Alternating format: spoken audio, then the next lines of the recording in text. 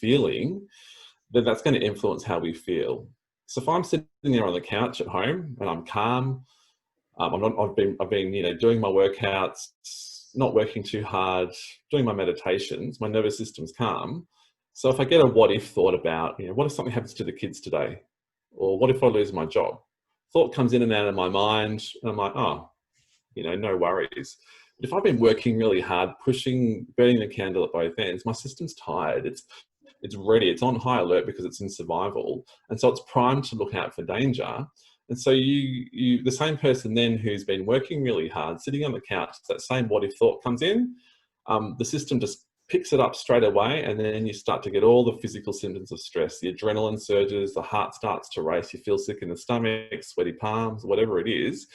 And because these things happen at the same time, you start to think, gee, well, what if something really does happen? And you start to get involved in your thinking, because your body's almost screaming at you and teasing you to get involved in it, whereas on other occasions you wouldn't.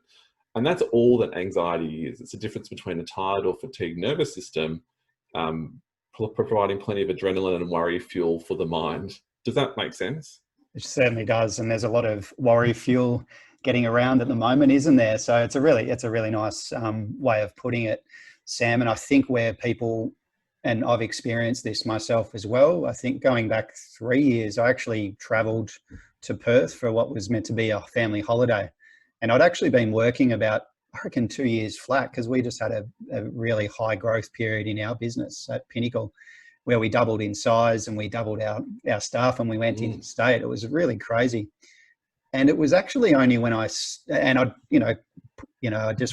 kept going as we do, and never really made the connection, which is pretty bad of me being in wellbeing, where I never made the connection from the actual feeling of, I suppose, stress and worry and being always on, and making the connection to my actual physiological response. And so when I went on this holiday to Perth to visit my mother-in-law and see some friends and whatnot, I actually got sick for about 5 days. And It was I was kind of thinking at the time, I felt like, why am I actually feeling, from a gastrointestinal perspective, why am I feeling quite sick and unwell when I'm actually on holidays? So I think, as well as being on and